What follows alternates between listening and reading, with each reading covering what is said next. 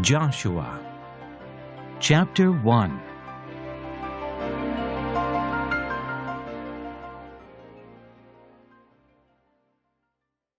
The Lord commands Joshua.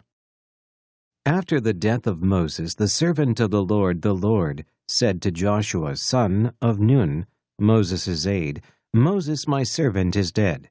Now then, you and all these people get ready to cross the Jordan River into the land I am about to give to them, to the Israelites. I will give you every place where you set your foot, as I promised Moses. Your territory will extend from the desert to Lebanon, and from the great river to the Euphrates, all the Hittite country, to the great sea on the west. No one will be able to stand up against you all the days of your life. As I was with Moses, so I will be with you. I will never leave you nor forsake you. Be strong and courageous, because you will lead these people to inherit the land I swore to their forefathers to give them. Be strong and very courageous. Be careful to obey all the law my servant Moses gave to you. Do not turn from it to the right or to the left, that you may be successful wherever you go. Do not let this book of the law depart from your mouth. Meditate on it day and night, so that you may be careful to do everything written in it. Then you will be prosperous and successful. Have I not commanded you? Be strong and courageous. Do not be terrified. Do not be discouraged, for the Lord your God will be with you wherever you go. So Joshua ordered the officers of the people, Go through the camp and tell the people, Get your supplies ready. 3 days from now you will cross the Jordan, here to go in and take possession of the land the Lord your God is giving you for your own. But to the Reubenites, the Gadites, and the half-tribe of Manasseh, Joshua said, Remember the command that Moses, the servant of the Lord, gave you. The Lord your God is giving you rest and has granted you this land. Your wives, your children, and your livestock may stay in the land that Moses gave you east of the Jordan.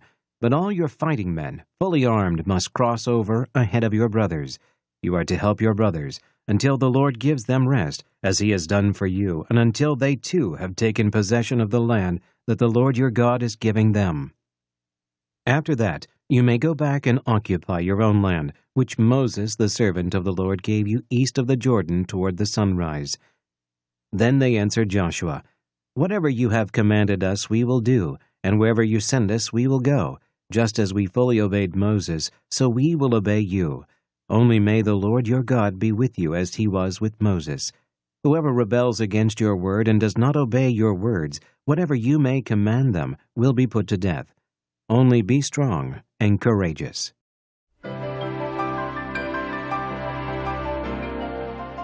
Joshua Chapter 2.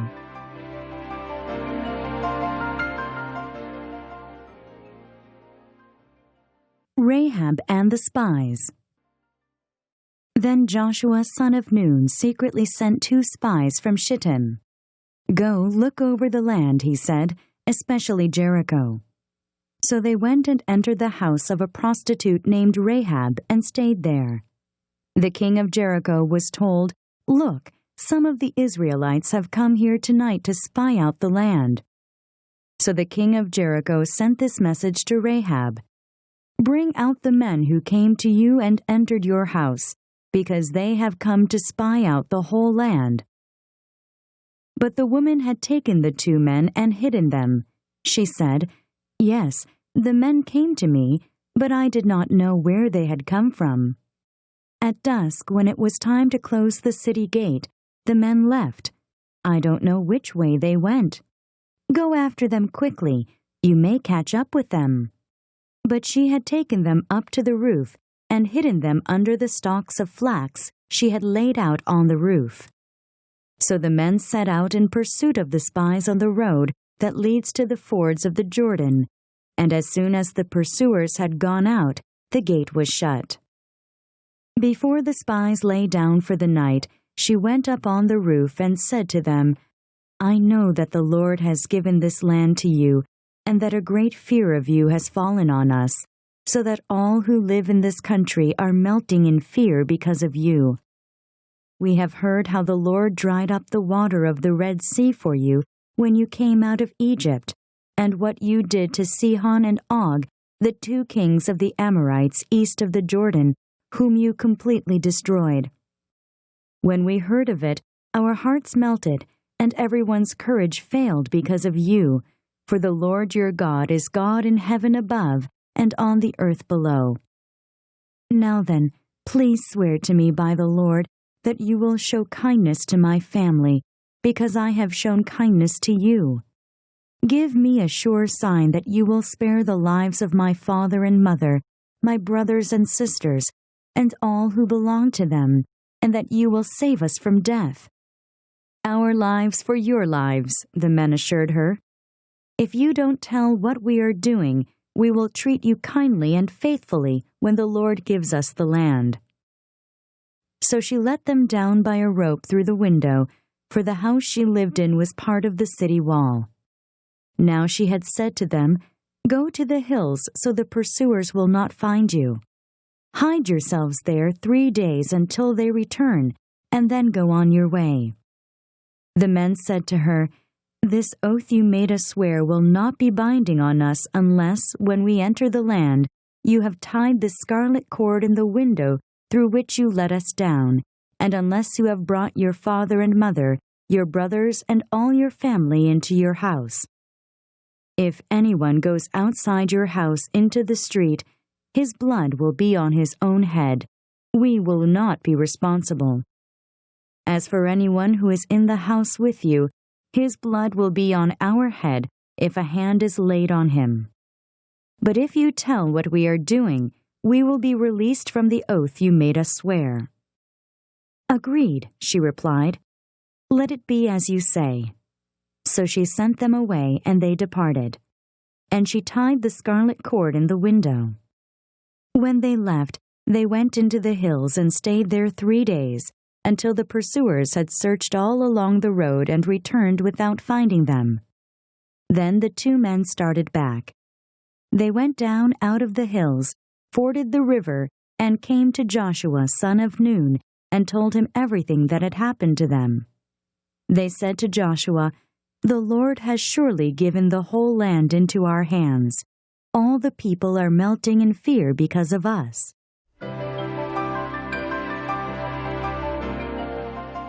Joshua Chapter 3.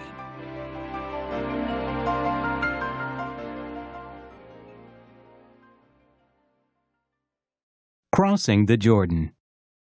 Early in the morning Joshua and all the Israelites set out from Shechem and went to the Jordan, where they camped before crossing over. After 3 days, the officers went throughout the camp, giving orders to the people. "When you see the ark of the covenant of the Lord your God, and the priests, who are Levites, carrying it, you are to move out from your positions and follow it. Then you will know which way to go, since you have never been this way before. But keep a distance of about 1,000 yards between you and the ark. Do not go near it." Joshua told the people, "Consecrate yourselves, for tomorrow the Lord will do amazing things among you."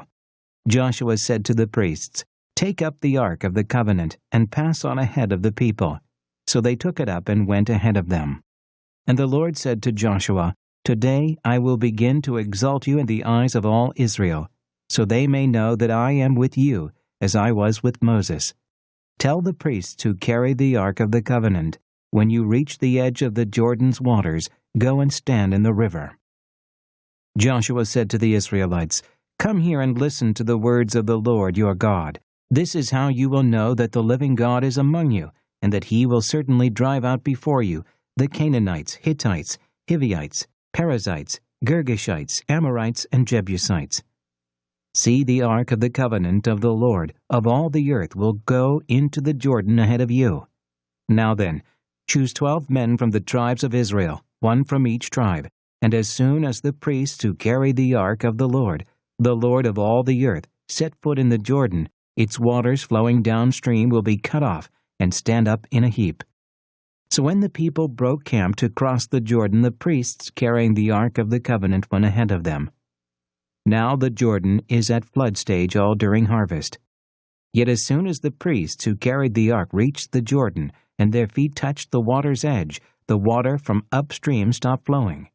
It piled up in a heap a great distance away, at a town called Adam, in the vicinity of Zarethan, while the water flowing down to the sea of Arabah, the Salt Sea, was completely cut off. So the people crossed over opposite Jericho. The priests who carried the Ark of the Covenant of the Lord stood firm on dry ground in the middle of the Jordan, while all Israel passed by until the whole nation had completed the crossing on dry ground.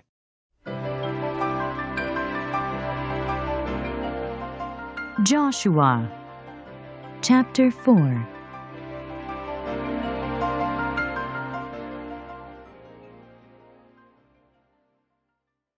When the whole nation had finished crossing the Jordan, the Lord said to Joshua, "Choose 12 men from among the people, one from each tribe, and tell them to take up 12 stones from the middle of the Jordan, from right where the priests stood, and to carry them over with you, and put them down at the place where you stay tonight."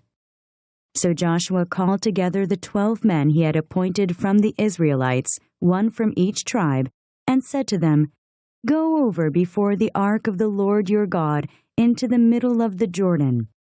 Each of you is to take up a stone on his shoulder, according to the number of the tribes of the Israelites, to serve as a sign among you.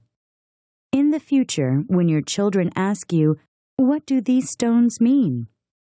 tell them that the flow of the Jordan was cut off before the ark of the covenant of the Lord. When it crossed the Jordan, the waters of the Jordan were cut off. These stones are to be a memorial to the people of Israel forever." So the Israelites did as Joshua commanded them. They took 12 stones from the middle of the Jordan, according to the number of the tribes of the Israelites, as the Lord had told Joshua, and they carried them over with them to their camp, where they put them down. Joshua set up the 12 stones that had been in the middle of the Jordan at the spot where the priests who carried the Ark of the Covenant had stood, and they are there to this day. Now the priests who carried the ark remained standing in the middle of the Jordan until everything the Lord had commanded Joshua was done by the people, just as Moses had directed Joshua. The people hurried over, and as soon as all of them had crossed, the ark of the Lord and the priests came to the other side while the people watched. The men of Reuben, Gad, and the half-tribe of Manasseh crossed over, armed, in front of the Israelites, as Moses had directed them. About 40,000 armed for battle crossed over before the Lord to the plains of Jericho for war. That day the Lord exalted Joshua in the sight of all Israel, and they revered him all the days of his life, just as they had revered Moses. Then the Lord said to Joshua, "Command the priests carrying the ark of the testimony to come up out of the Jordan." So Joshua commanded the priests, "Come up out of the Jordan."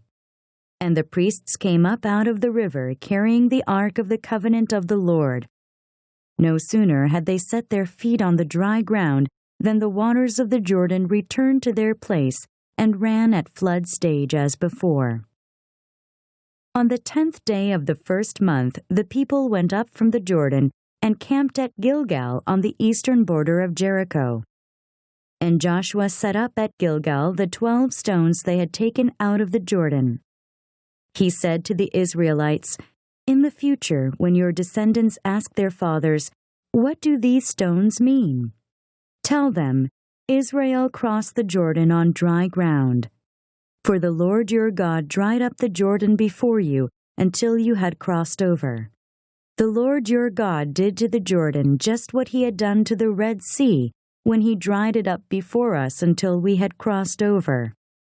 He did this so that all the peoples of the earth might know that the hand of the Lord is powerful, and so that you might always fear the Lord your God."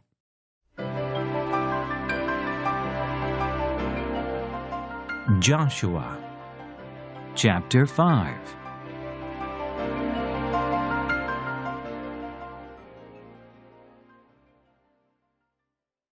Circumcision at Gilgal. Now when all the Amorite kings west of the Jordan and all the Canaanite kings along the coast heard how the Lord had dried up the Jordan before the Israelites until we had crossed over, their hearts melted, and they no longer had the courage to face the Israelites. At that time the Lord said to Joshua, "Make flint knives and circumcise the Israelites again." So Joshua made flint knives and circumcised the Israelites at Gibeath Haraloth. Now this is why he did so. All those who came out of Egypt, all the men of military age, died in the desert on the way after leaving Egypt. All the people that came out had been circumcised, but all the people born in the desert during the journey from Egypt had not. The Israelites had moved about in the desert 40 years, until all the men who were of military age when they left Egypt had died, since they had not obeyed the Lord. For the Lord had sworn to them that they would not see the land that he had solemnly promised their fathers to give us, a land flowing with milk and honey. So he raised up their sons in their place, and these were the ones Joshua circumcised. They were still uncircumcised because they had not been circumcised on the way, and after the whole nation had been circumcised, they remained where they were, in camp until they were healed. Then the Lord said to Joshua, "Today I have rolled away the reproach of Egypt from you." So the place has been called Gilgal to this day. On the evening of the 14th day of the month, while camped at Gilgal on the plains of Jericho, the Israelites celebrated the Passover. The day after the Passover, that very day, they ate some of the produce of the land, unleavened bread and roasted grain. The manna stopped the day after they ate this food from the land. There was no longer any manna for the Israelites, but that year they ate of the produce of Canaan. The fall of Jericho. Now when Joshua was near Jericho, he looked up and saw a man standing in front of him with a drawn sword in his hand. Joshua went up to him and asked, "Are you for us or for our enemies?" "Neither," he replied, "but as commander of the army of the Lord, I have now come." Then Joshua fell face down to the ground in reverence and asked him, "What message does my Lord have for his servant?" The commander of the Lord's army replied, "Take off your sandals, for the place where you are standing is holy." And Joshua did so.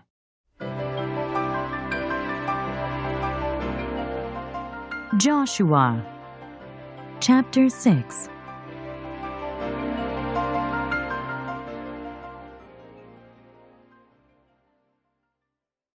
Now Jericho was tightly shut up because of the Israelites. No one went out and no one came in. Then the Lord said to Joshua, "See, I have delivered Jericho into your hands, along with its king and its fighting men. March around the city once with all the armed men. Do this for 6 days. Have 7 priests carry trumpets of ram's horns in front of the ark. On the 7th day, march around the city 7 times, with the priests blowing the trumpets. When you hear them sound a long blast on the trumpets, have all the people give a loud shout.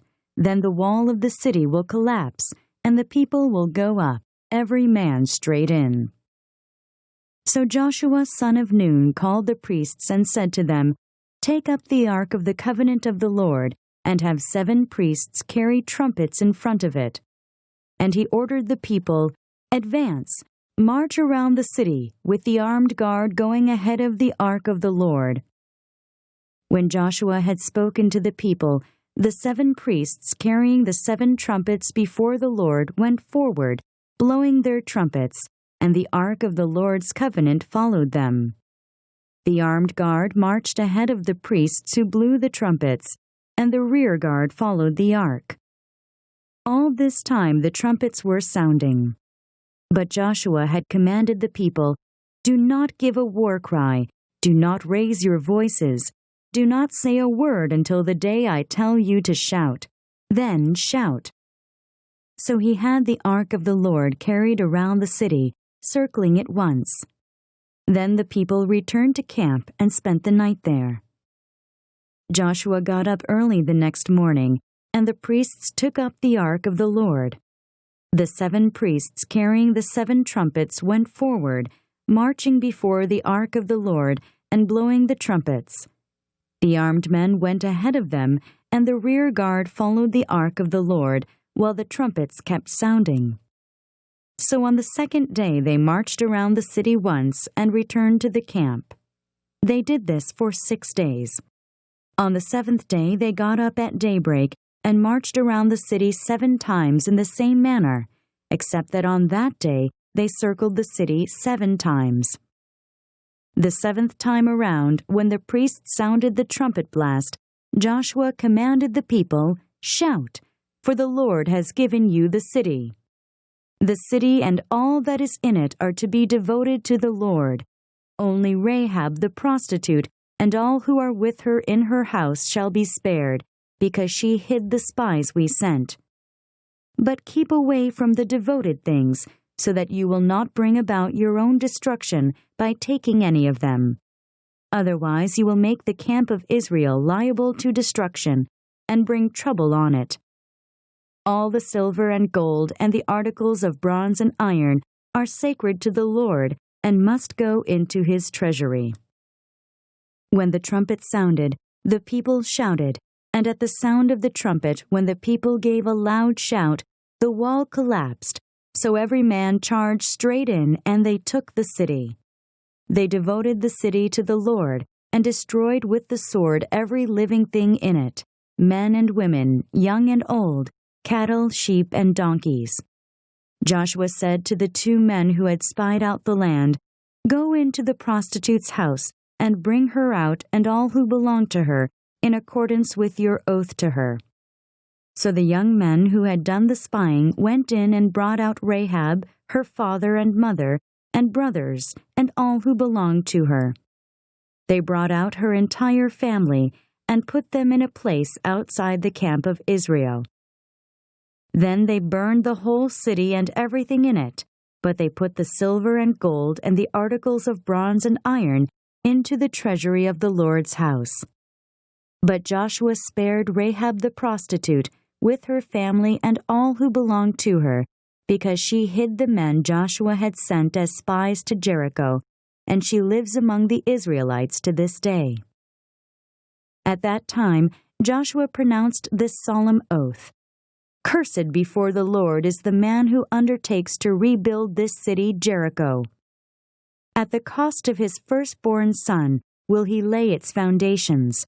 At the cost of his youngest will he set up its gates." So the Lord was with Joshua, and his fame spread throughout the land.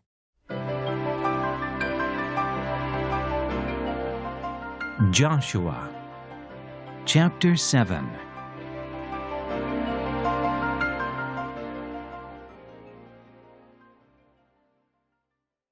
Achan's sin. But the Israelites acted unfaithfully in regard to the devoted things. Achan, son of Carmi, the son of Zimri, the son of Zerah, of the tribe of Judah, took some of them. So the Lord's anger burned against Israel. Now Joshua sent men from Jericho to Ai, which is near Beth-aven, to the east of Bethel, and told them, "Go up and spy out the region." So the men went up and spied out Ai. When they returned to Joshua, they said, "Not all the people will have to go up against Ai. Send 2,000 or 3,000 men to take it, and do not weary all the people, for only a few men are there." So about 3,000 men went up, but they were routed by the men of Ai, who killed about 36 of them. They chased the Israelites from the city gate as far as the stone quarries, and struck them down on the slopes. At this the hearts of the people melted and became like water. Then Joshua tore his clothes and fell face down to the ground before the ark of the Lord, remaining there till evening. The elders of Israel did the same, and sprinkled dust on their heads. And Joshua said, "Ah, sovereign Lord, why did you ever bring this people across the Jordan to deliver us into the hands of the Amorites to destroy us? If only we had been content to stay on the other side of the Jordan. O Lord, what can I say now that Israel has been routed by its enemies? The Canaanites and the other people of the country will hear about this, and they will surround us and wipe out our name from the earth. What then will you do for your own great name?" The Lord said to Joshua, "Stand up. What are you doing down on your face? Israel has sinned. They have violated my covenant which I commanded them to keep. They have taken some of the devoted things. They have stolen. They have lied. They have put them with their own possessions. That is why the Israelites cannot stand against their enemies. They turn their backs and run because they have been made liable to destruction. I will not be with you any more unless you destroy whatever among you is devoted to destruction. Go, consecrate the people. Tell them, consecrate yourselves in preparation for tomorrow, for this is what the Lord, the God of Israel, says. That which is devoted is among you. O Israel, you cannot stand against your enemies until you remove it. In the morning present yourselves tribe by tribe. The tribe that the Lord takes shall come forward clan by clan. The clan that the Lord takes shall come forward family by family, and the family that the Lord takes shall come forward man by man. He who is caught with the devoted thing shall be destroyed by fire along with all that belongs to him. He has violated the covenant of the Lord, and has done a disgraceful thing in Israel. Early the next morning Joshua had Israel come forward by tribes, and Judah was taken. The clans of Judah came forward, and he took the Zerahites. He had the clan of the Zerahites come forward by families, and Zimri was taken. Joshua had his family come forward man by man, and Achan son of Carmi, the son of Zimri, the son of Zerah, of the tribe of Judah was taken. Then Joshua said to Achan, My son, give glory to the Lord, the God of Israel, and give him the praise. Tell me what you have done. Do not hide it from me. Achan replied, It is true, I have sinned against the Lord, the God of Israel. This is what I have done. When I saw in the plunder a beautiful robe from Babylonia, 200 shekels of silver, and a wedge of gold weighing 50 shekels, I coveted them and took them. They are hidden in the ground inside my tent, with the silver underneath. So Joshua sent messengers, and they ran to the tent, and there it was, hidden in his tent with the silver underneath. They took the things from the tent, brought them to Joshua and all the Israelites, and spread them out before the Lord. Then Joshua, together with all Israel, took Achan son of Zerah, the silver, the robe, the gold wedge, his sons and daughters, his cattle, donkeys, and sheep, his tent, and all that he had to the valley of Achor. Joshua said, Why have you brought this trouble on us? The Lord will bring trouble on you today. Then all Israel stoned him, and after they had stoned the rest, they burned them. Over Achan they heaped up a large pile of rocks, which remains to this day.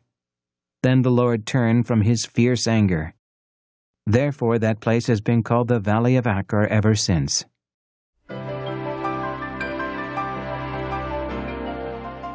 Joshua Chapter 8.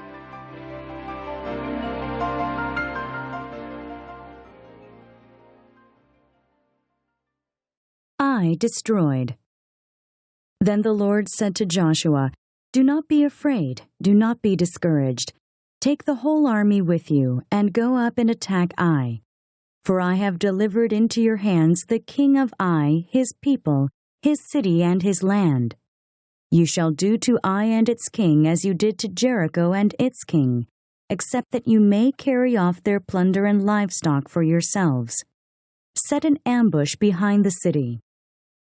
So Joshua and the whole army moved out to attack Ai. He chose 30,000 of his best fighting men and sent them out at night with these orders. Listen carefully. You are to set an ambush behind the city. Don't go very far from it. All of you be on the alert. I and all those with me will advance on the city, and when the men come out against us, as they did before, we will flee from them. They will pursue us until we have lured them away from the city, for they will say, They are running away from us as they did before. So when we flee from them, you are to rise up from ambush and take the city. The Lord your God will give it into your hand. When you have taken the city, set it on fire. Do what the Lord has commanded. See to it, you have my orders. Then Joshua sent them off, and they went to the place of ambush and lay in wait between Bethel and Ai, to the west of Ai. But Joshua spent that night with the people. Early the next morning, Joshua mustered his men, and he and the leaders of Israel marched before them to Ai. The entire force that was with him marched up and approached the city and arrived in front of it. They set up camp north of Ai, with the valley between them and the city. Joshua had taken about 5,000 men and set them in ambush between Bethel and Ai to the west of the city. They had the soldiers take up their positions, all those in the camp to the north of the city and the ambush to the west of it. That night Joshua went into the valley. When the king of Ai saw this, he and all the men of the city hurried out early in the morning to meet Israel in a battle at a certain place overlooking the Arabah. But he did not know that an ambush had been set against him behind the city. Joshua and all Israel let themselves be driven back before them, and they fled toward the desert. All the men of Ai were called to pursue them, and they pursued Joshua and were lured away from the city. Not a man remained in Ai or Bethel who did not go after Israel. They left the city open and went in pursuit of Israel. Then the Lord said to Joshua, "Hold out toward Ai the javelin that is in your hand, for into your hand I will deliver the city." So Joshua held out his javelin toward Ai. As soon as he did this, the men in the ambush rose quickly from their position and rushed forward. They entered the city and captured it and quickly set it on fire. The men of Ai looked back and saw the smoke of the city rising against the sky, but they had no chance to escape in any direction, for the Israelites who had been fleeing toward the desert had turned back against their pursuers. For when Joshua and all Israel saw that the ambush had taken the city and that smoke was going up from the city, they turned around and attacked the men of Ai. The men of the ambush also came out of the city against them, so that they were caught in the middle with Israelites on both sides. Israel cut them down, leaving them neither survivors nor fugitives, but they took the king of Ai alive and brought him to Joshua. When Israel had finished killing all the men of Ai in the fields and in the desert where they had chased them, and when every one of them had been put to the sword, all the Israelites returned to Ai and killed those who were in it. 12,000 men and women fell that day, all the people of Ai. For Joshua did not draw back the hand that held out his javelin until he had destroyed all who lived in Ai. But Israel did carry off for themselves the livestock and plunder of this city, as the Lord had instructed Joshua. So Joshua burned Ai and made it a permanent heap of ruins, a desolate place to this day. He hung the king of Ai on a tree and left him there until evening. At sunset, Joshua ordered them to take his body from the tree and throw it down at the entrance of the city gate. And they raised a large pile of rocks over it, which remains to this day. The covenant renewed at Mount Ebal. Then Joshua built on Mount Ebal an altar to the Lord, the God of Israel, as Moses the servant of the Lord had commanded the Israelites. He built it according to what is written in the book of the law of Moses, an altar of uncut stones, on which no iron tool had been used. On it they offered to the Lord burnt offerings and sacrificed fellowship offerings. There, in the presence of the Israelites, Joshua copied on stones the law of Moses, which he had written. All Israel, aliens and citizens alike, with their elders, officials, and judges, were standing on both sides of the Ark of the Covenant of the Lord, facing those who carried it, the priests, who were Levites. Half of the people stood in front of Mount Gerizim, and half of them in front of Mount Ebal, as Moses, the servant of the Lord, had formerly commanded when he gave instructions to bless the people of Israel. Afterward, Joshua read all the words of the law, the blessings and the curses, just as it is written in the book of the law. There was not a word of all that Moses had commanded that Joshua did not read to the whole assembly of Israel, including the women and children and the aliens who lived among them.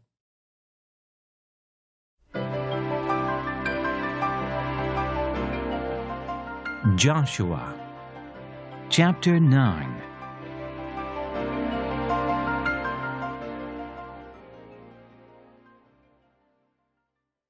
The Gibeonite Deception. Now when all the kings west of the Jordan heard about these things, those in the hill country, in the western foothills and along the entire coast of the Great Sea, as far as Lebanon, the kings of the Hittites, Amorites, Canaanites, Perizzites, Hivites, and Jebusites, they came together to make war against Joshua and Israel. However, when the people of Gibeon heard what Joshua had done to Jericho and Ai, they resorted to a ruse. They went as a delegation whose donkeys were loaded with worn-out sacks and old wineskins, cracked and mended. The men put worn and patched sandals on their feet and wore old clothes. All the bread of their food supply was dry and moldy. Then they went to Joshua in the camp at Gilgal and said to him and the men of Israel, "We have come from a distant country. Make a treaty with us." The men of Israel said to the Hivites, "Perhaps you live near us. How then can we make a treaty with you?" "We are your servants," they said to Joshua. But Joshua asked, "Who are you, and where do you come from?" They answered, "Your servants have come from a very distant country because of the fame of the Lord your God, for we have heard reports of him, all that he did in Egypt and all that he did to the 2 kings of the Amorites east of the Jordan, Sihon king of Heshbon, and Og king of Bashan, who reigned in Ashtaroth. And our elders and all those living in our country said to us, 'Take provisions for your journey, go and meet them, and say to them, "We are your servants, make a treaty with us."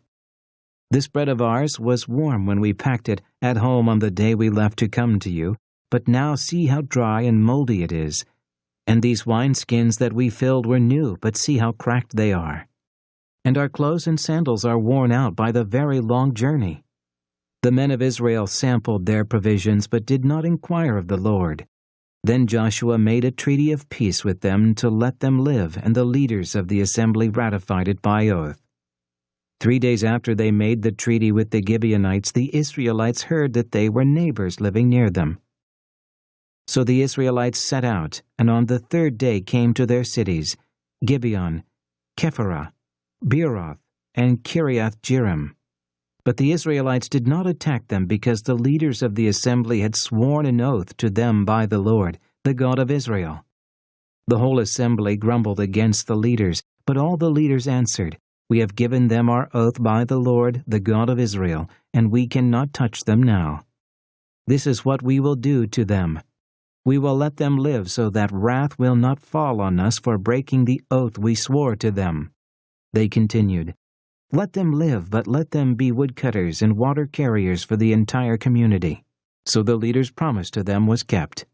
Then Joshua summoned the Gibeonites and said, "Why did you deceive us by saying, 'We live a long way from you,' while actually you live near us?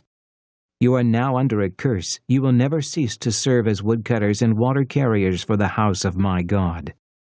They answered Joshua, "Your servants were clearly told how the Lord your God had commanded his servant Moses to give you the whole land and to wipe out all its inhabitants from before you.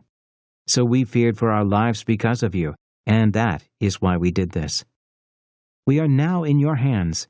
Do to us whatever seems good and right to you." So Joshua saved them from the Israelites, and they did not kill them.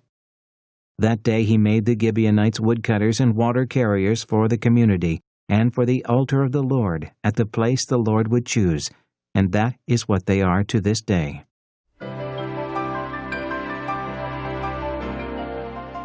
Joshua, Chapter 10.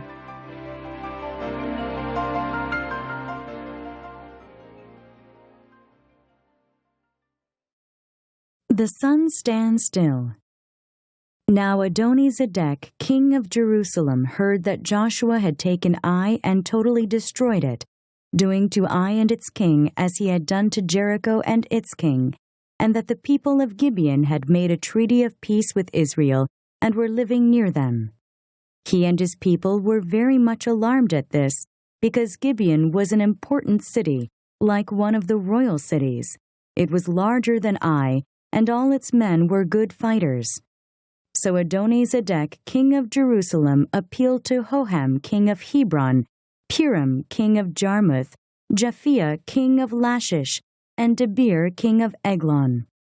"Come up and help me attack Gibeon," he said, "because it has made peace with Joshua and the Israelites."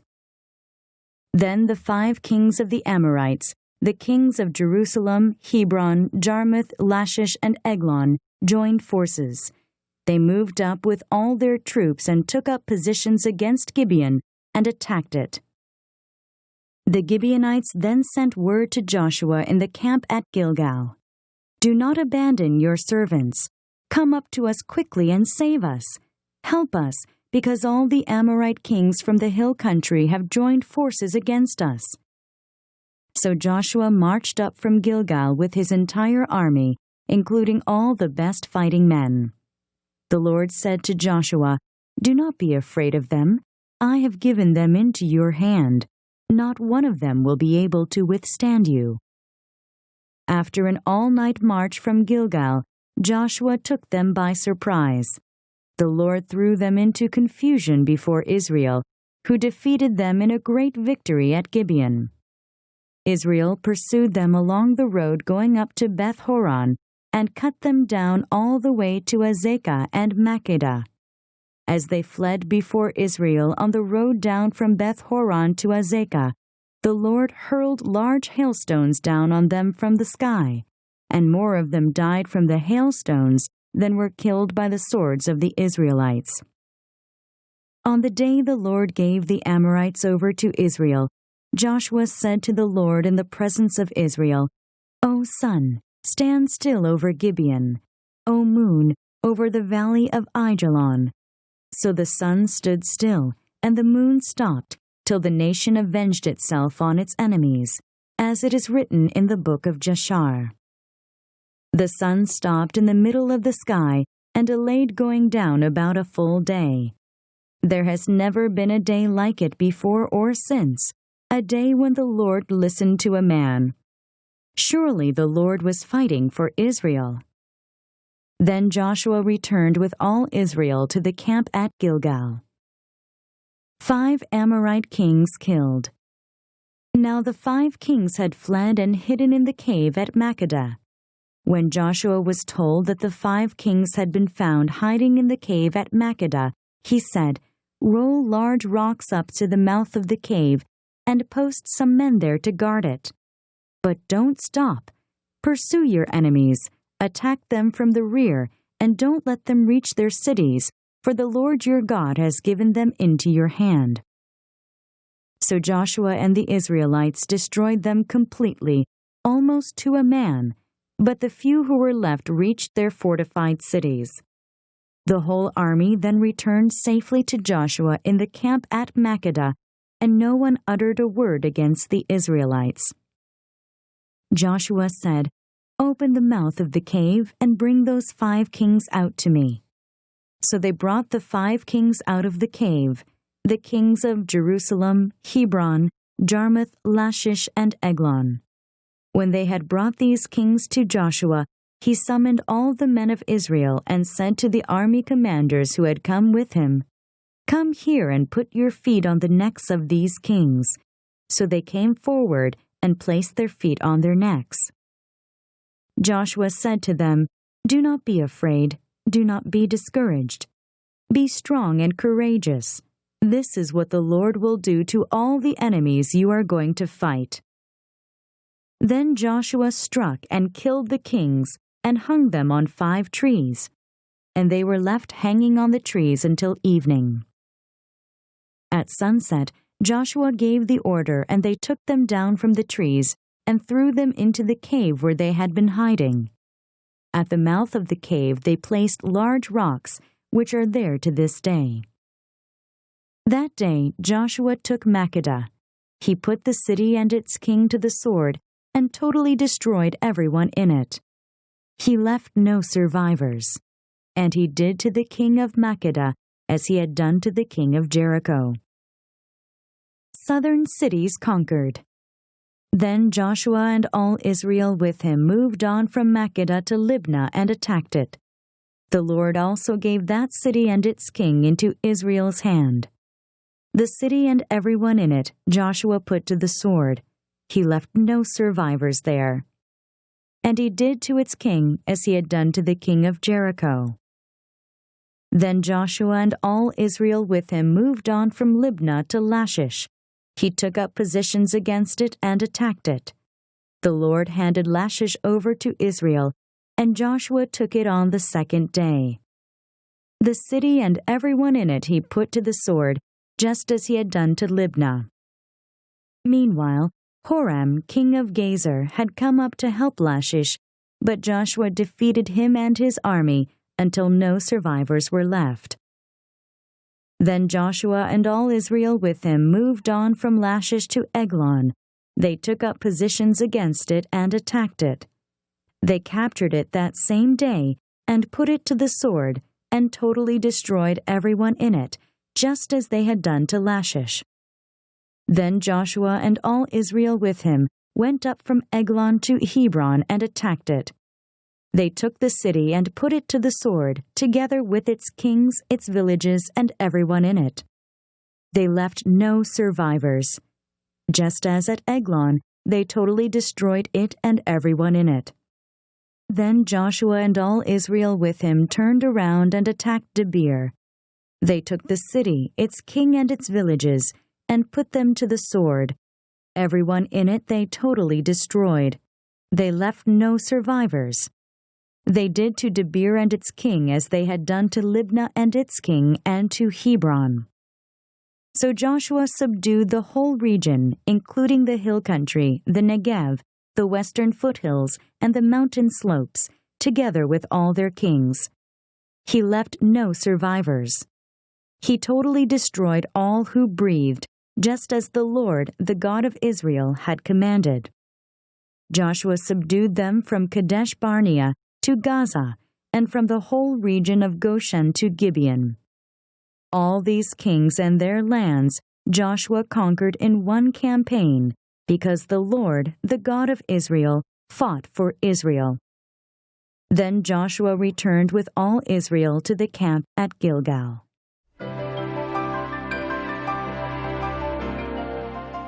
Joshua, chapter 11.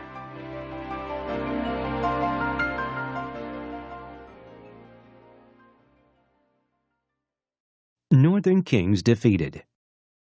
When Jabin, king of Hazor, heard of this, he sent word to Jobab, king of Madon, to the kings of Shimron and Ashchaph, and to the northern kings who were in the mountains, in the Arabah south of Kinnereth, in the western foothills, and in Naphoth Dor on the west, to the Canaanites in the east and west, to the Amorites, Hittites, Perizzites, and Jebusites in the hill country, and to the Hivites below Hermon in the region of Mizpah. They came out with all their troops and a large number of horses and chariots, a huge army as numerous as the sand on the seashore. All these kings joined forces and made camp together at the waters of Merom to fight against Israel. The Lord said to Joshua, "Do not be afraid of them, because by this time tomorrow I will hand all of them over to Israel, slain. You are to hamstring their horses and burn their chariots." So Joshua and his whole army came against them suddenly at the waters of Merom and attacked them, and the Lord gave them into the hand of Israel. They defeated them and pursued them all the way to Greater Sidon, to Misrephoth-Maim, and to the valley of Mizpah on the east, until no survivors were left. Joshua did to them as the Lord had directed. He hamstrung their horses and burned their chariots. At that time Joshua turned back and captured Hazor and put its king to the sword. Hazor had been the head of all these kingdoms. Everyone in it they put to the sword. They totally destroyed them, not sparing anything that breathed, and he burned up Hazor itself. Joshua took all these royal cities and their kings and put them to the sword. He totally destroyed them, as Moses, the servant of the Lord, had commanded. Yet Israel did not burn any of the cities built on their mounds except Hazor, which Joshua burned. The Israelites carried off for themselves all the plunder and livestock of these cities, but all the people they put to the sword until they completely destroyed them, not sparing anyone that breathed. As the Lord commanded his servant Moses, so Moses commanded Joshua, and Joshua did it. He left nothing undone of all that the Lord commanded Moses. So Joshua took this entire land, the hill country, all the Negev, the whole region of Goshen, the western foothills, the Arabah, and the mountains of Israel with their foothills, from Mount Halak, which rises toward Seir, to Baal-Gad in the valley of Lebanon below Mount Hermon. He captured all their kings and struck them down, putting them to death. Joshua waged war against these kings for a long time, except for the Hivites living in Gibeon. Not one city made a treaty of peace with the Israelites, who took them all in battle. For it was the Lord himself who hardened their hearts to wage war against Israel, so that he might destroy them totally, exterminating them without mercy, as the Lord had commanded Moses. At that time Joshua went and destroyed the Anakites from the hill country, from Hebron, Debir, and Anab, from all the hill country of Judah, and from all the hill country of Israel. Joshua totally destroyed them and their towns. No Anakites were left in Israelite territory. Only in Gaza, Gath, and Ashdod did any survive. So Joshua took the entire land, just as the Lord had directed Moses, and he gave it as an inheritance to Israel according to their tribal divisions. Then the land had rest from war.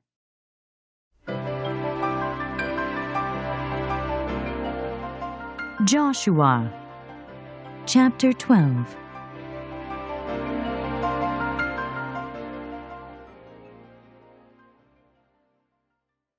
List of defeated kings. These are the kings of the land whom the Israelites had defeated, and whose territory they took over east of the Jordan, from the Arnon Gorge to Mount Hermon, including all the eastern side of the Arabah. Sihon, king of the Amorites, who reigned in Heshbon. He ruled from Aroer on the rim of the Arnon Gorge, from the middle of the gorge to the Jabbok River, which is the border of the Ammonites. This included half of Gilead. He also ruled over the eastern Arabah from the Sea of Kinnereth to the Sea of the Arabah, the Salt Sea, to Beth Jeshimoth, and then southward below the slopes of Pisgah. And the territory of Og, king of Bashan, one of the last of the Rephaites, who reigned in Ashtaroth and Edrei. He ruled over Mount Hermon, Selekah, all of Bashan to the border of the people of Geshur and Makkah, and half of Gilead to the border of Sihon, king of Heshbon. Moses, the servant of the Lord, and the Israelites conquered them. And Moses, the servant of the Lord, gave their land to the Reubenites, the Gadites, and the half-tribe of Manasseh to be their possession. These are the kings of the land that Joshua and the Israelites conquered on the west side of the Jordan, from Baal-Gad in the valley of Lebanon to Mount Halak, which rises toward Seir.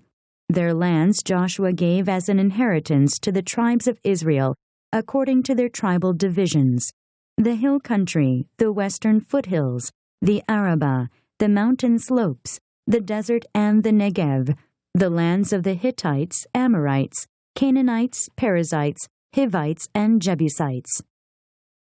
The king of Jericho, 1. The king of Ai, near Bethel, 1. The king of Jerusalem, 1. The king of Hebron, 1. The king of Jarmuth, 1. The king of Lachish, 1. The king of Eglon, 1. The king of Gezer, 1. The king of Debir, 1. The king of Gader, 1. The king of Hormah, 1. The king of Arad, 1. The king of Libnah, 1. The king of Adullam, 1. The king of Makkedah, 1. The king of Bethel, 1. The king of Tappuah, 1. The king of Hepher, 1. The king of Aphek, 1. The king of Lasharon, 1. The king of Madon, 1. The king of Hazor, 1.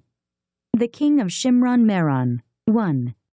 The king of Ashaph, 1. The king of Tanakh, 1. The king of Megiddo, 1. The king of Kadesh, 1. The king of Jokneam in Carmel, 1. The king of Dor in Naphoth Dor, 1. The king of Goyim in Gilgal, 1. The king of Tirzah, 1. 31 kings in all.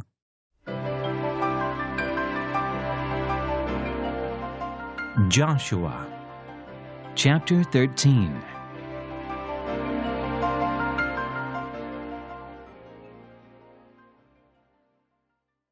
Land still to be taken. When Joshua was old and well advanced in years, the Lord said to him, "You are very old, and there are still very large areas of land to be taken over. This is the land that remains, all the regions of the Philistines, and Geshurites, from the Shihor River on the east of Egypt to the territory of Ekron on the north. All of it counted as Canaanite, the territory of the 5 Philistine rulers in Gaza. Ashdod, Ashkelon, Gath, and Ekron, that of the Avites.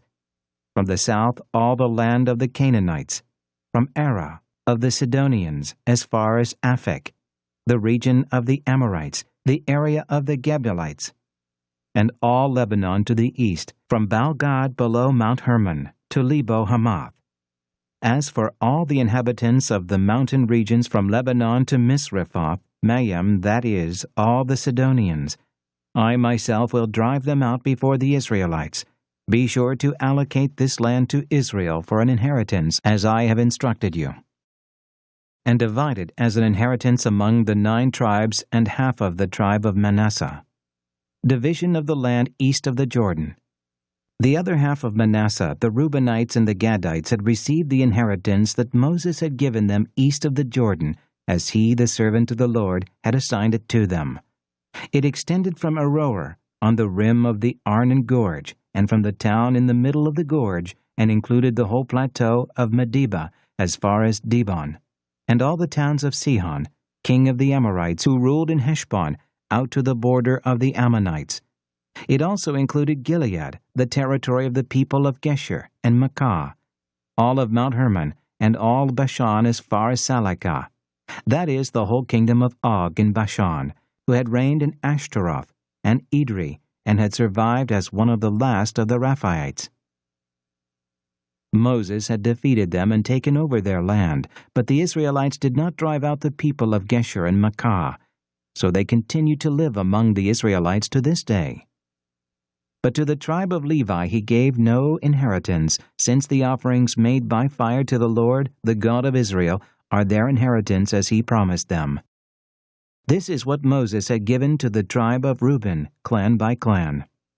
The territory from Aroer on the rim of the Arnon Gorge, and from the town in the middle of the gorge, and the whole plateau past Medeba, to Heshbon, and all its towns on the plateau, including Dibon, Bamoth-baal, Beth-baal-meon, Jahaz-Kedemoth, Mephath, Kiriathim, Sibmah, Zareth-shaher on the hill in the valley, Beth-peor, the slopes of Pisgah, and Beth-jeshemoth, all the towns on the plateau, and the entire realm of Sihon, king of the Amorites, who ruled at Heshbon.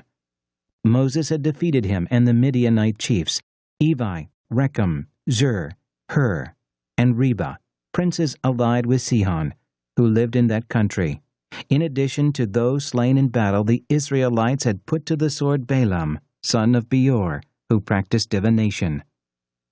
The boundary of the Reubenites was the bank of the Jordan. These towns and their villages were the inheritance of the Reubenites, clan by clan. This is what Moses had given to the tribe of Gad, clan by clan. The territory of Jazer, all the towns of Gilead, and half the Ammonite country, as far as Aroer, near Rabbah. And from Heshbon to Ramath-mizpah, and Betonim, and from Mahanaim to the territory of Debir, and in the valley Beth-haram, Beth-nimrah, Succoth, and Zephon, with the rest of the realm of Sihon, king of Heshbon, the east side of the Jordan, the territory up to the end of the Sea of Kinnereth. These towns and their villages were the inheritance of the Gadites, clan by clan. This is what Moses had given to the half-tribe of Manasseh, that is, to half the family of the descendants of Manasseh, clan by clan. The territory extending from Mahanaim, and including all of Bashan, the entire realm of Og king of Bashan, all the settlements of Jair in Bashan, 60 towns, half of Gilead, and Ashtaroth and Edrei, the royal cities of Og in Bashan. This was for the descendants of Machir, son of Manasseh, for half of the sons of Machir, clan by clan. This is the inheritance Moses had given when he was in the plains of Moab across the Jordan east of Jericho. But to the tribe of Levi Moses had given no inheritance. The Lord, the God of Israel, is their inheritance, as he promised them.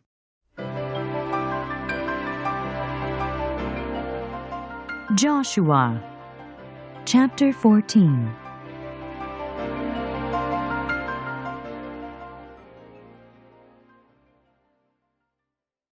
Division of the land west of the Jordan. Now these are the areas the Israelites received as an inheritance in the land of Canaan, which Eleazar the priest, Joshua son of Nun, and the heads of the tribal clans of Israel allotted to them. Their inheritances were assigned by lot to the 9.5 tribes, as the Lord had commanded through Moses. Moses had granted the 2.5 tribes their inheritance east of the Jordan, but had not granted the Levites an inheritance among the rest, for the sons of Joseph had become 2 tribes, Manasseh and Ephraim. The Levites received no share of the land, but only towns to live in, with pasture lands for their flocks and herds. So the Israelites divided the land, just as the Lord had commanded Moses. Hebron given to Caleb. Now the men of Judah approached Joshua at Gilgal, and Caleb son of Jephunneh the Kenizzite said to him, "You know what the Lord said to Moses the man of God at Kadesh Barnea about you and me. I was 40 years old when Moses the servant of the Lord sent me from Kadesh Barnea to explore the land. And I brought him back a report according to my convictions. But my brothers, who went up with me, made the hearts of the people melt with fear. I, however, followed the Lord my God wholeheartedly. So on that day Moses swore to me, 'The land on which your feet have walked will be your inheritance and that of your children forever, because you have followed the Lord my God wholeheartedly.'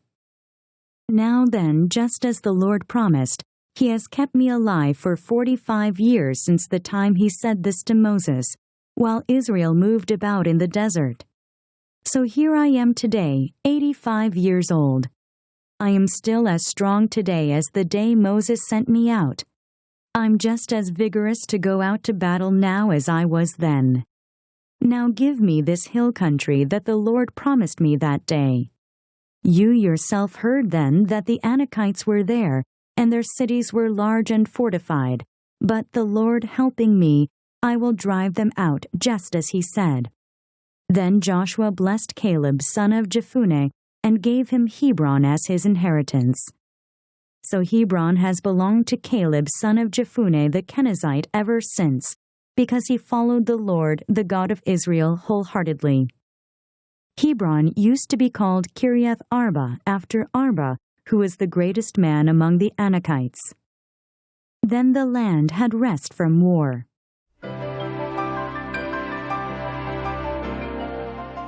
Joshua, chapter 15.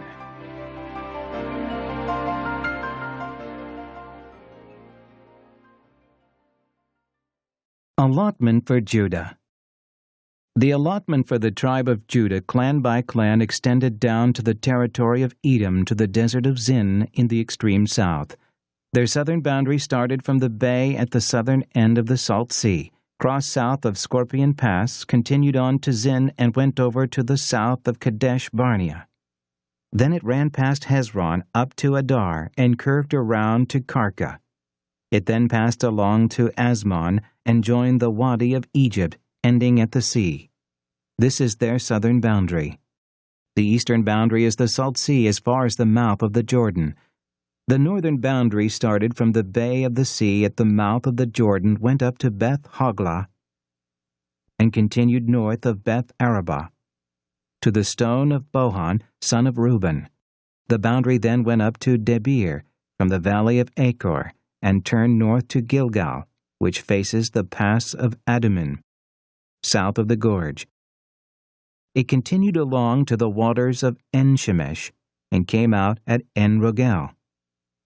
Then it ran up the valley of Ben Hinnom, along the southern slope of the Jebusite city, that is, Jerusalem. From there it climbed to the top of the hill west of the Hinnom Valley, at the northern end of the valley of Rephaim. From the hilltop the boundary headed toward the spring of the waters of Nephtoah, came out at the towns of Mount Ephron, and went down toward Baalah, that is, Kiriath Jearim. Then it curved westward from Baalah to Mount Seir, ran along the northern slope of Mount Jearim, that is, Kelsalon, continued down to Beth Shemesh, and crossed to Timnah. It went to the northern slope of Ekron, turned toward Shikkeron, passed along to Mount Baalah, and reached Jebneel. The boundary ended at the sea. The western boundary is the coastline of the Great Sea. These are the boundaries around the people of Judah by their clans. In accordance with the Lord's command to him, Joshua gave to Caleb, son of Jephunneh, a portion in Judah, Kiriath Arba, that is Hebron. Arba was the forefather of Anak. From Hebron, Caleb drove out the 3 Anakites, Shishai, Ahiman, and Talmi, descendants of Anak. From there he marched against the people living in Debir, formerly called Kiriath Sepher. And Caleb said, I will give my daughter Aksah in marriage to the man who attacks and captures Kiriath Sepher. Othniel, son of Kenaz, Caleb's brother, took it, so Caleb gave his daughter Aksah to him in marriage. One day when she came to Othniel, she urged him to ask her father for a field. When she got off her donkey, Caleb asked her, What can I do for you? She replied, Do me a special favor. Since you have given me land in the Negev, give me also springs of water. So Caleb gave her the upper and lower springs. This is the inheritance of the tribe of Judah, clan by clan.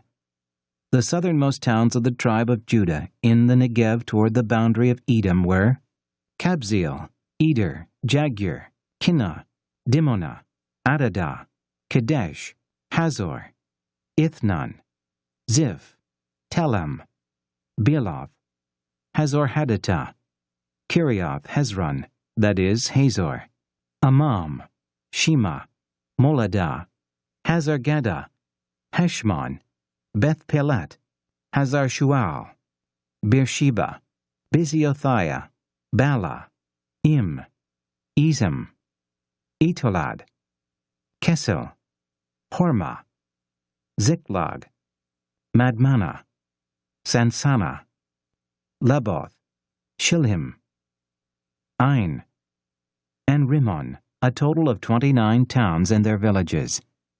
In the western foothills, Eshtaol, Zorah, Ashna, Zanoah, En-Ganim, Tappuah, Enam, Jarmuth, Adullam, Succoth, Azekah, Sharaim, Adathaim, and Gederah, or Gedorathaim, 14 towns and their villages, Zenon, Hadashah, Migdal, Gad, Delin, Mizpah, Joktheel, Lachish, Bozkath, Eglon, Kabon, Lamas, Kitlish, Gederoth, Beth Dagon, Namah, and Makkedah, 16 towns and their villages, Libnah, Ether, Ashan, Ipthah, Ashna, Nazib, Kilah, Akzib, and Mareshah, 9 towns and their villages.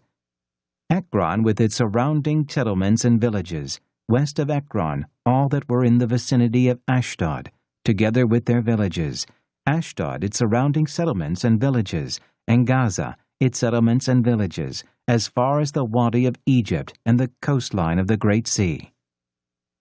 In the hill country, Shamir, Jatir, Sokoh, Danah, Kirath-Sanah, that is, Debir, Anab, Eshtemoh, Anim, Goshen, Holon, and Gilo, 11 towns and their villages, Arab, Duma, Eshan, Janim, Beth-Tappuah, Aphekah, Humtah, Kiriath Arba, that is, Hebron, and Zior, 9 towns and their villages, Maon, Carmel, Ziph, Judah, Jezreel, Jokdeam, Zanoah, Cain, Gibeah, and Timnah, 10 towns and their villages. Halhul, Bethzur, Gedor, Merath, Bethanoth, and Eltikon, 6 towns and their villages. Kiriath Baal, that is Kiriath Jearim, and Rabbah, 2 towns and their villages. In the desert, Beth Arabah, Middin, Sekakah, Nibshan, the city of salt, and En-Gedi, 6 towns and their villages. Judah could not dislodge the Jebusites, who were living in Jerusalem. To this day, the Jebusites live there with the people of Judah.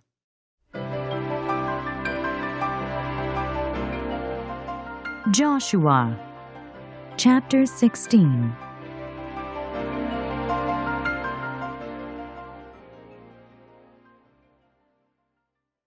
Allotment for Ephraim and Manasseh. The allotment for Joseph began at the Jordan of Jericho, east of the waters of Jericho, and went up from there through the desert into the hill country of Bethel. It went on from Bethel, that is Luz, crossed over to the territory of the Archites in Ataroth, descended westward to the territory of the Japhletites, as far as the region of Lower Beth Horon, and on to Gezer, ending at the sea. So Manasseh and Ephraim, the descendants of Joseph, received their inheritance. This was the territory of Ephraim, clan by clan. The boundary of their inheritance went from Ataroth Adar in the east to Upper Beth Horon, and continued to the sea. From Mikmethath on the north, it curved eastward to Tanath Shiloh, passing by it to Janoah on the east. Then it went down from Janoah to Ataroth and Nara, touched Jericho, and came out at the Jordan. From Tappuah the border went west to the Kana ravine, and ended at the sea. This was the inheritance of the tribe of the Ephraimites, clan by clan. It also included all the towns and their villages that were set aside for the Ephraimites within the inheritance of the Manassites. They did not dislodge the Canaanites living in Gezer. To this day, the Canaanites live among the people of Ephraim, but are required to do forced labor.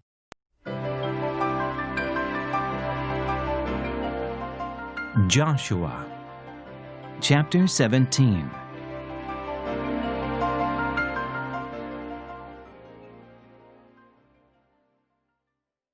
This was the allotment for the tribe of Manasseh, as Joseph's firstborn, that is, for Machir, Manasseh's firstborn. Machir was the ancestor of the Gileadites, who had received Gilead and Bashan because the Machirites were great soldiers. So this allotment was for the rest of the people of Manasseh, the clans of Abiezer, Helek, Asriel, Shechem, Hepher, and Shemida. These are the other male descendants of Manasseh, son of Joseph, by their clans. Now Zelophehad, son of Hepher, the son of Gilead, the son of Machir, the son of Manasseh, had no sons but only daughters, whose names were Mahalah, Noah, Hoglah, Miklah, and Tirzah. They went to Eleazar, the priest Joshua son of Nun, and the leaders, and said, "The Lord commanded Moses to give us an inheritance among our brothers."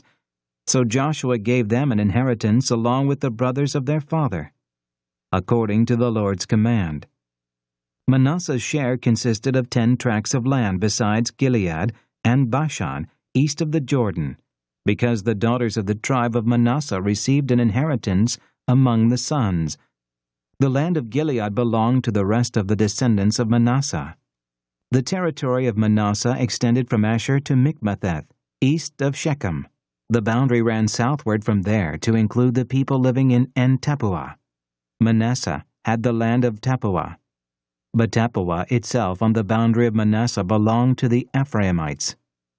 Then the boundary continued south through the Kana ravine. There were towns belonging to Ephraim, lying among the towns of Manasseh, but the boundary of Manasseh was the northern side of the ravine and ended at the sea. On the south the land belonged to Ephraim, on the north to Manasseh. The territory of Manasseh reached the sea and bordered Asher on the north and Issachar on the east. Within Issachar and Asher, Manasseh also had Bethshan, Iblim, and the people of Dor, Endor, Tanakh, and Megiddo, together with their surrounding settlements. The third in the list is Naphoth. Yet the Manassites were not able to occupy these towns, for the Canaanites were determined to live in that region. However, when the Israelites grew stronger, they subjected the Canaanites to forced labor, but did not drive them out completely.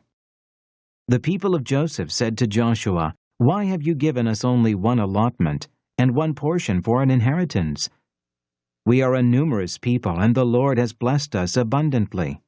"If you are so numerous," Joshua answered, "and if the hill country of Ephraim is too small for you, go up into the forest and clear land for yourselves, there in the land of the Perizzites and Rephaites."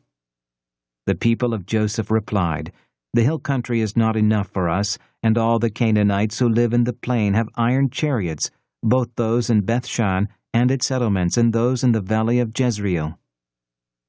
But Joshua said to the house of Joseph, to Ephraim and Manasseh, "You are numerous and very powerful. You will have not only one allotment, but the forested hill country as well. Clear it, and its farthest limits will be yours. Though the Canaanites have iron chariots, and though they are strong, you can drive them out."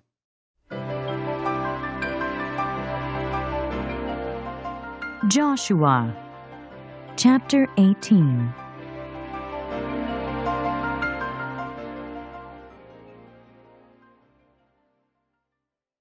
Division of the rest of the land. The whole assembly of the Israelites gathered at Shiloh and set up the tent of meeting there. The country was brought under their control, but there were still 7 Israelite tribes who had not yet received their inheritance. So Joshua said to the Israelites, "How long will you wait before you begin to take possession of the land that the Lord, the God of your fathers, has given you? Appoint 3 men from each tribe. I will send them out to make a survey of the land and to write a description of it according to the inheritance of each. Then they will return to me. You are to divide the land into 7 parts. Judah is to remain in its territory on the south, and the house of Joseph in its territory on the north. After you have written descriptions of the 7 parts of the land, bring them here to me, and I will cast lots for you in the presence of the Lord our God. The Levites, however, do not get a portion among you, because the priestly service of the Lord is their inheritance. And Gad, Reuben, and the half-tribe of Manasseh have already received their inheritance on the east side of the Jordan. Moses, the servant of the Lord, gave it to them." As the men started on their way to map out the land, Joshua instructed them, "Go and make a survey of the land, and write a description of it. Then return to me, and I will cast lots for you here at Shiloh in the presence of the Lord." So the men left and went through the land. They wrote its description on a scroll, town by town, in 7 parts, and returned to Joshua in the camp at Shiloh. Joshua then cast lots for them in Shiloh in the presence of the Lord, and there he distributed the land to the Israelites according to their tribal divisions. Allotment for Benjamin. The lot came up for the tribe of Benjamin, clan by clan. Their allotted territory lay between the tribes of Judah and Joseph. On the north side, their boundary began at the Jordan, past the northern slope of Jericho, and headed west into the hill country, coming out at the desert of Beth-aven. From there it crossed to the south slope of Luz, that is, Bethel, and went down to Adaroth-adar on the hill south of lower Beth-horon. From the hill facing Beth-horon on the south, the boundary turned south along the western side and came out at Kiriath-baal, that is, Kiriath-jearim, a town of the people of Judah. This was the western side. The southern side began at the outskirts of Kiriath-jearim on the west, and the boundary came out at the spring of the waters of Nephtoah. The boundary went down to the foot of the hill facing the valley of Ben-Hinnom, north of the valley of Rephaim.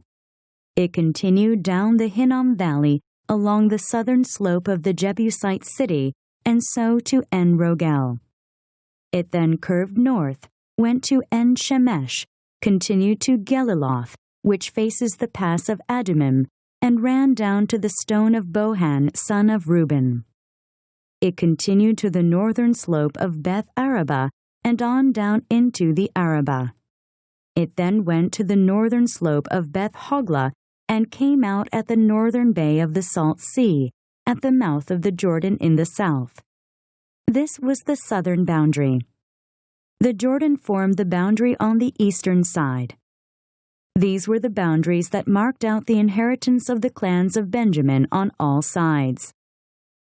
The tribe of Benjamin, clan by clan, had the following cities: Jericho, Beth-Hoglah, Emek-Keziz, Beth-Araba, Zemaraim, Bethel, Avim, Parah, Ophrah, Kephar-Ammoni, Ophni and Geba, 12 towns and their villages.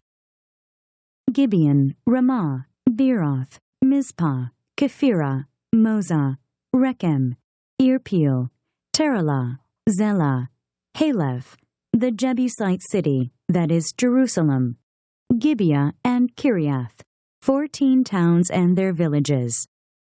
This was the inheritance of Benjamin for its clans.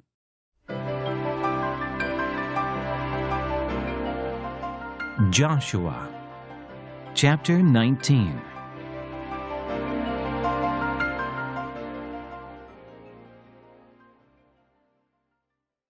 Allotment for Simeon. The second lot came out for the tribe of Simeon, clan by clan. Their inheritance lay within the territory of Judah. It included Beersheba, or Sheba, Moladah, Hazar Shual, Bala, Ezam, Etolad, Bethel, Hormah, Ziklag, Beth, Markaboth, Hazar, Susa, Beth Laboth, and Shorohen, 13 towns and their villages, Ain, Rimmon, Ether, and Ashan, 4 towns and their villages, and all the villages around these towns as far as Baalath-beer, Ramah in the Negev. This was the inheritance of the tribe of the Simeonites, clan by clan. The inheritance of the Simeonites was taken from the share of Judah, because Judah's portion was more than they needed. So the Simeonites received their inheritance within the territory of Judah. Allotment for Zebulun. The third lot came up for Zebulun, clan by clan. The boundary of their inheritance went as far as Sarid. Going west, it went to Maralah, touched Dabbesheth, and extended to the ravine near Jokneam.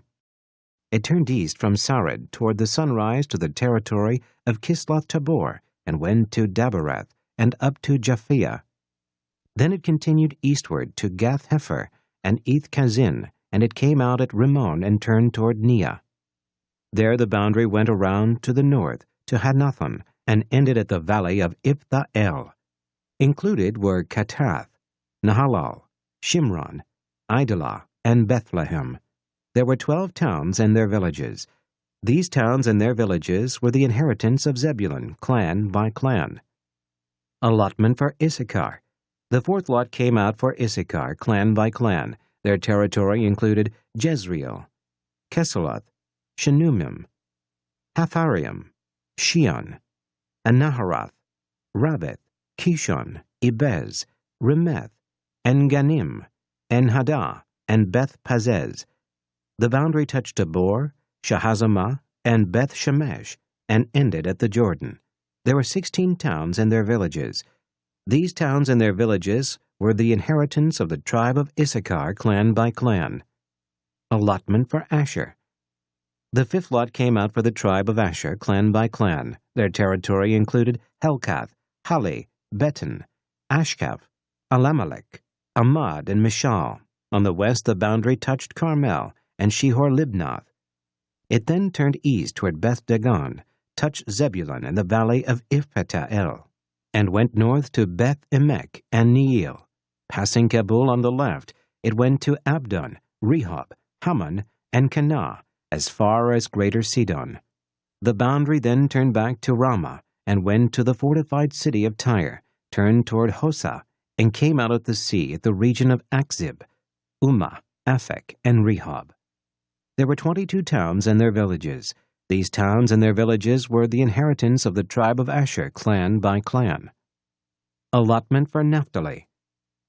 The sixth lot came out for Naphtali, clan by clan. Their boundary went from Heleph and the large tree in the Zaananim, passing Adimi, Nekib, and Jebneel, to Latkum, and ending at the Jordan. The boundary ran west through Aznoth Tabor, and came out at Hukok. It touched Zebulun on the south, Asher on the west, and the Jordan on the east. The fortified cities were Ziddim, Zur, Hamath, Rakath, Kinnereth, Adamah, Ramah, Hazor, Kadesh, Edrei, En-Hazor, Iron, Migdal-El, Horem, Beth-Anath, and Beth-Shemesh. There were 19 towns and their villages. These towns and their villages were the inheritance of the tribe of Naphtali, clan by clan. Allotment for Dan. The seventh lot came out for the tribe of Dan, clan by clan. The territory of their inheritance included Zorah, Eshtaol, Ir-Shemesh, Shelabin, Ajalon, Ithlah, Elon, Timnah, Ekron, Eltikah, Gibbethon, Baalath, Jehud, Bin Barak, Gath-Rimmon, Me-Jarkon, and Rekon, with the area facing Joppa. But the Danites had difficulty taking possession of their territory, so they went up and attacked Leshem, took it, put it to the sword, and occupied it. They settled in Leshem and named it Dan after their forefather. These towns and their villages were the inheritance of the tribe of Dan, clan by clan. Allotment for Joshua. When they had finished dividing the land into its allotted portions, the Israelites gave Joshua son of Nun an inheritance among them, as the Lord had commanded. They gave him the town he asked for, Timnath-Serah, in the hill country of Ephraim, and he built up the town and settled there. These are the territories that Eleazar, the priest, Joshua son of Nun, and the heads of the tribal clans of Israel assigned by lot at Shiloh, in the presence of the Lord at the entrance to the tent of meeting. And so they finished dividing the land.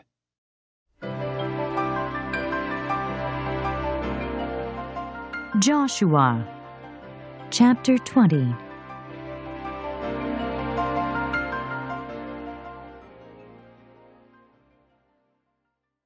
Cities of Refuge. Then the Lord said to Joshua, "Tell the Israelites to designate the cities of refuge, as I instructed you through Moses, so that anyone who kills a person accidentally and unintentionally may flee there and find protection from the avenger of blood. When he flees to one of these cities, he is to stand in the entrance of the city gate and state his case before the elders of that city. Then they are to admit him into their city and give him a place to live with them. If the avenger of blood pursues him, they must not surrender the one accused, because he killed his neighbor unintentionally and without malice aforethought. He is to stay in that city until he has stood trial before the assembly, and until the death of the high priest who is serving at that time. Then he may go back to his own home in the town from which he fled." So they set apart Kadesh in Galilee, in the hill country of Naphtali, Shechem in the hill country of Ephraim, and Kiriath Arba, that is Hebron, in the hill country of Judah. On the east side of the Jordan of Jericho, they designated Bezer in the desert on the plateau in the tribe of Reuben, Ramoth in Gilead in the tribe of Gad, and Golan in Bashan in the tribe of Manasseh. Any of the Israelites or any alien living among them who killed someone accidentally could flee to these designated cities and not be killed by the avenger of blood prior to standing trial before the assembly.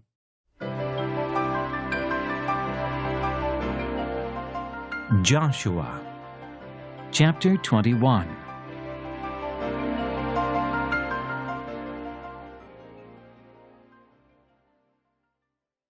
Towns for the Levites.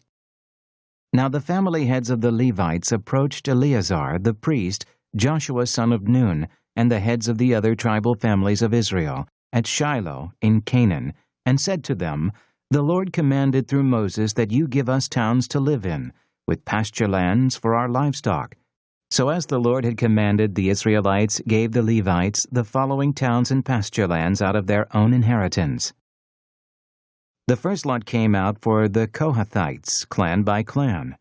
The Levites, who were descendants of Aaron, the priest, were allotted 13 towns from the tribes of Judah, Simeon, and Benjamin.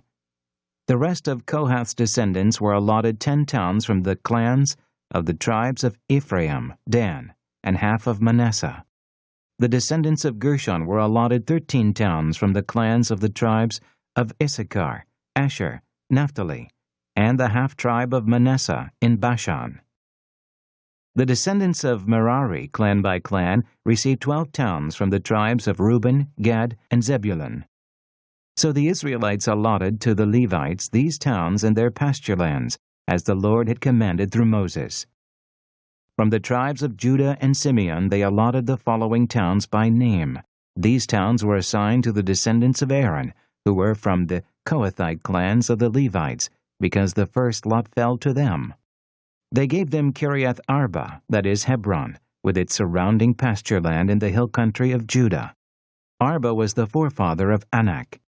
But the fields and villages around the city they had given to Caleb, son of Jephunneh, as his possession. So the descendants of Aaron, the priest, they gave Hebron, a city of refuge for one accused of murder, Libnah, Jatir, Eshtemoa, Holon, Debir, Ain, Judah, and Beth Shemesh, together with their pasture lands, 9 towns from these 2 tribes. And from the tribe of Benjamin they gave them Gibeon, Geba, Anathoth, and Almon, together with their pasture lands, 4 towns. All the towns for the priests, the descendants of Aaron, were 13, together with their pasture lands. The rest of the Kohathite clans of the Levites were allotted towns from the tribe of Ephraim. In the hill country of Ephraim they were given Shechem, a city of refuge for one accused of murder, and Gezer, Kibzaim, and Beth-horon, together with their pasture lands, 4 towns. Also from the tribe of Dan they received Eltekeh, Gibbethon, Aijalon, and Gath-rimmon, together with their pasture lands, 4 towns. From half the tribe of Manasseh they received Tanakh, and Gath-rimmon, together with their pasture lands, 2 towns. All these 10 towns and their pasture lands were given to the rest of the Kohathite clans. The Levite clans of the Gershonites were given, from the half-tribe of Manasseh, Golan in Bashan, a city of refuge for one accused of murder, and Beeshterah, together with their pasture lands, 2 towns.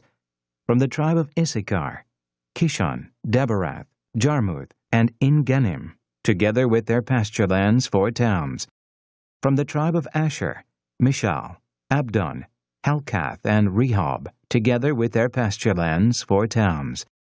From the tribe of Naphtali, Kadesh in Galilee, a city of refuge for one accused of murder, Hamath, Dor, and Kartan, together with their pasture lands, 3 towns. All the towns of the Gershonite clans were 13, together with their pasture lands. The Merarite clans, the rest of the Levites, were given from the tribe of Zebulun, Jokneam, Karta, Dimnah, and Nahalal, together with their pasture lands, 4 towns. From the tribe of Reuben, Bezer, Jahaz, Kedemoth, and Mephath, together with their pasture lands, 4 towns. From the tribe of Gad, Ramoth in Gilead, a city of refuge for one accused of murder, Mahanaim, Heshbon, and Jazer, together with their pasture lands, 4 towns in all. All the towns allotted to the Merarite clans, who were the rest of the Levites, were 12. The towns of the Levites in the territory held by the Israelites were 48 in all, together with their pasture lands. Each of these towns had pasture land surrounding it. This was true for all these towns. So the Lord gave Israel all the land he had sworn to give their forefathers, and they took possession of it, and settled there. The Lord gave them rest on every side, just as he had sworn to their forefathers. Not one of their enemies withstood them. The Lord handed all their enemies over to them. Not one of all the Lord's good promises to the house of Israel failed. Every one was fulfilled.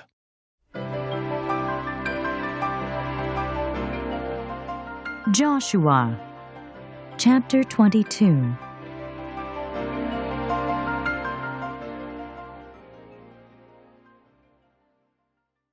Eastern tribes return home.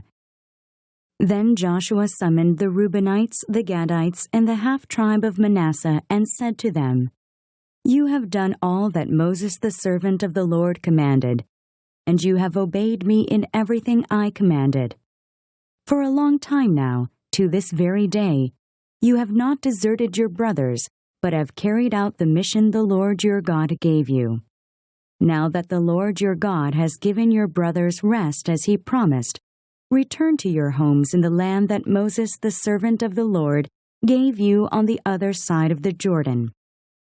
But be very careful to keep the commandment and the law that Moses the servant of the Lord gave you, to love the Lord your God, to walk in all his ways, to obey his commands, to hold fast to him, and to serve him with all your heart and all your soul." Then Joshua blessed them and sent them away, and they went to their homes. To the half-tribe of Manasseh, Moses had given land in Bashan, and to the other half of the tribe, Joshua gave land on the west side of the Jordan with their brothers. When Joshua sent them home, he blessed them, saying, "Return to your homes with your great wealth, with large herds of livestock, with silver, gold, bronze, and iron, and a great quantity of clothing, and divide with your brothers the plunder from your enemies." So the Reubenites, the Gadites, and the half-tribe of Manasseh left the Israelites at Shiloh in Canaan to return to Gilead, their own land, which they had acquired in accordance with the command of the Lord through Moses. When they came to Geliloth near the Jordan in the land of Canaan, the Reubenites, the Gadites, and the half-tribe of Manasseh built an imposing altar there by the Jordan. And when the Israelites heard that they had built the altar on the border of Canaan at Geliloth near the Jordan on the Israelite side, the whole assembly of Israel gathered at Shiloh to go to war against them. So the Israelites sent Phinehas, son of Eleazar the priest, to the land of Gilead, to Reuben, Gad, and the half-tribe of Manasseh. With him they sent 10 of the chief men, one for each of the tribes of Israel, each the head of a family division among the Israelite clans. When they went to Gilead, to Reuben, Gad, and the half-tribe of Manasseh, they said to them, "The whole assembly of the Lord says, 'How could you break faith with the God of Israel like this? How could you turn away from the Lord and build yourselves an altar in rebellion against him now? Was not the sin of Peor enough for us? Up to this very day we have not cleansed ourselves from that sin, even though a plague fell on the community of the Lord. And are you now turning away from the Lord? If you rebel against the Lord today, tomorrow he will be angry with the whole community of Israel. If the land you possess is defiled, come over to the Lord's land, where the Lord's tabernacle stands, and share the land with us. But do not rebel against the Lord or against us by building an altar for yourselves, other than the altar of the Lord our God." When Achan, son of Zerah, acted unfaithfully regarding the devoted things, did not wrath come upon the whole community of Israel? He was not the only one who died for his sin. Then Reuben, Gad, and the half-tribe of Manasseh replied to the heads of the clans of Israel, "The Mighty One, God, the Lord. The Mighty One, God, the Lord. He knows, and let Israel know. If this has been in rebellion or disobedience to the Lord, do not spare us this day. If we have built our own altar to turn away from the Lord and to offer burnt offerings and grain offerings, or to sacrifice fellowship offerings on it, may the Lord himself call us to account. No, we did it for fear that someday your descendants might say to ours, 'What do you have to do with the Lord, the God of Israel?' The Lord has made the Jordan a boundary between us and you Reubenites and Gadites. You have no share in the Lord. So your descendants might cause ours to stop fearing the Lord." That is why we said, "Let us get ready and build an altar, but not for burnt offerings or sacrifices. On the contrary, it is to be a witness between us and you and the generations that follow, that we will worship the Lord at His sanctuary with our burnt offerings, sacrifices, and fellowship offerings. Then in the future, your descendants will not be able to say to ours, 'You have no share in the Lord.'" And we said, "If they ever say this to us or to our descendants, we will answer, 'Look at the replica of the Lord's altar, which our fathers built, not for burnt offerings and sacrifices, but as a witness between us and you.'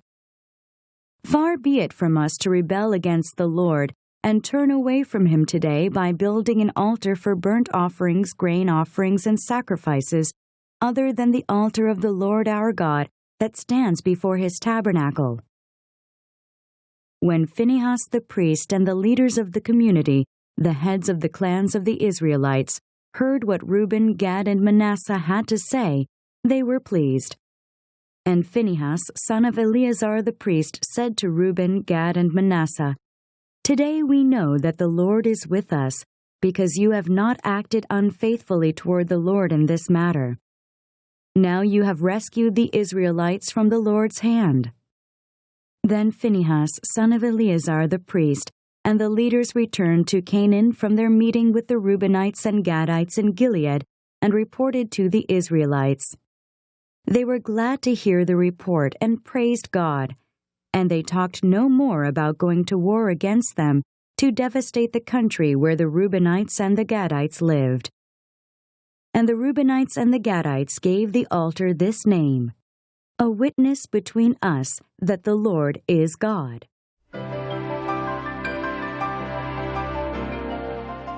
Joshua, chapter 23.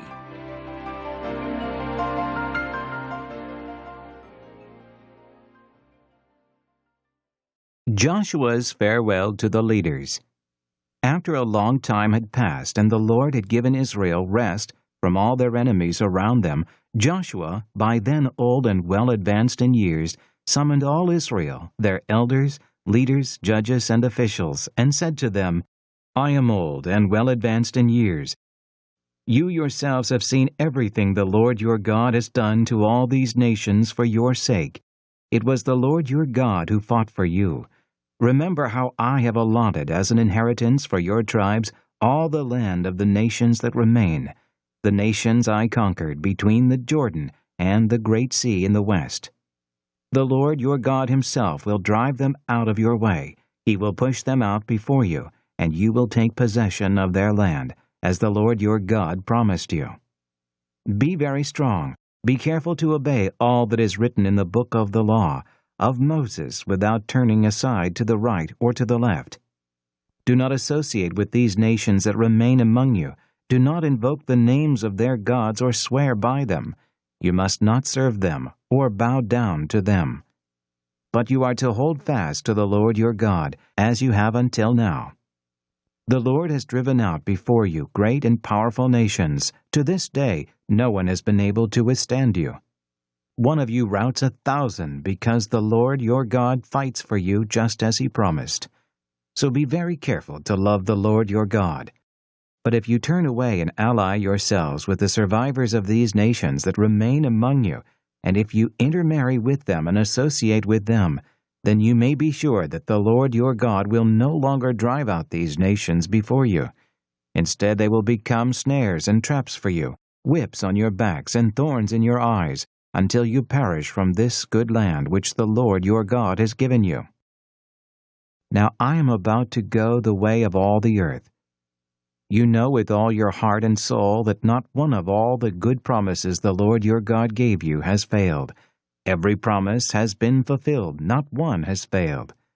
But just as every good promise of the Lord your God has come true, so the Lord will bring on you all the evil He has threatened, until He has destroyed you from this good land He has given you. If you violate the covenant of the Lord your God, which He commanded you, and go and serve other gods and bow down to them, the Lord's anger will burn against you, and you will quickly perish from the good land He has given you.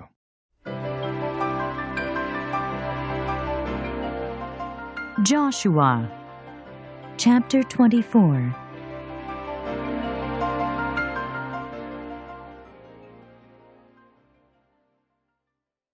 The covenant renewed at Shechem.